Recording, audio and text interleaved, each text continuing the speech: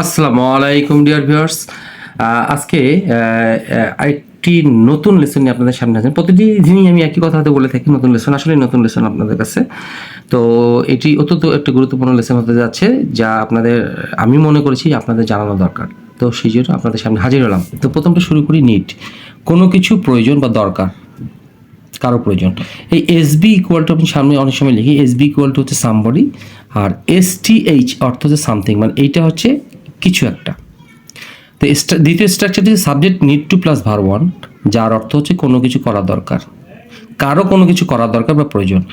Somebody বা something, কোনো ব্যক্তি বা কোনো কিছুর need to be plus verb three, কোনো কিছু করানো প্রয়োজন বা দরকার। আবার সাবজেক্ট প্লাস সামথিং, নিড বা ভার্বের সাথে আইনজি হচ্ছে কোনো কিছু করানো দরকার বা প্রয়োজন। দুটো একই অর্থ, একটু দেখতে হবে আমাদের ব্যবহারগুলো, ব্যবহার বিধিগুলি উদাহরণ ফলো করলে ক্লিয়ার হয়ে যাবে। এই বি মানে হচ্ছে am is are was were was, be verb plus urgently needed, অর্থাৎ কোনো কিছু বিশেষ প্রয়োজন বা দরকার।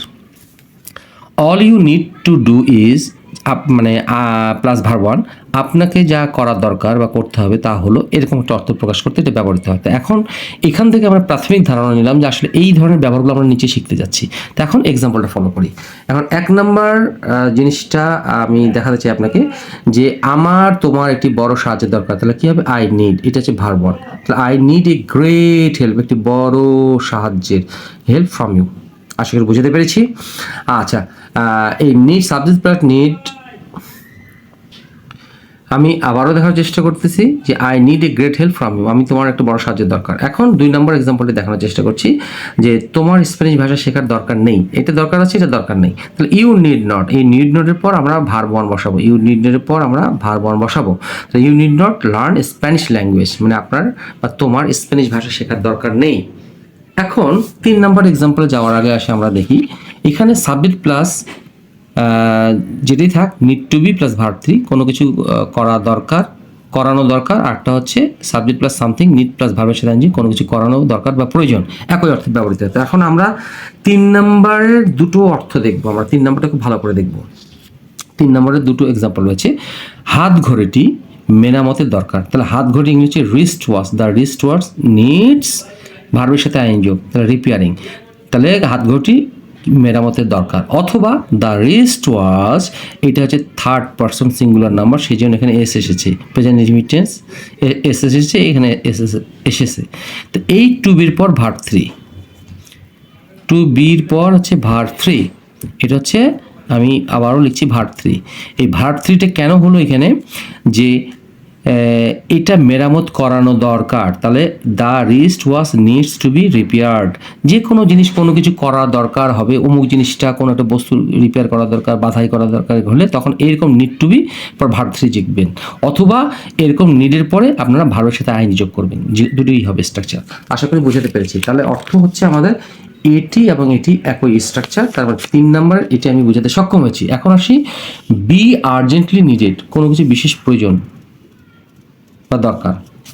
4 নম্বর এক্সাম্পলটিতে আসি আমরা, এই কাজের জন্য জরুরিভাবে 3 জন শ্রমিকের প্রয়োজন বা 3 জন শ্রমিকের দরকার, হয় প্রয়োজন অথবা দরকার। দ্য 3-day laborers, 3 জন শ্রমিকের দরকার। দ্য 3-day laborers আর যেহেতু এটা প্রেজেন্ট বিভার, এটার উপর ডিপেন্ড করতেছে, এটা দরকার।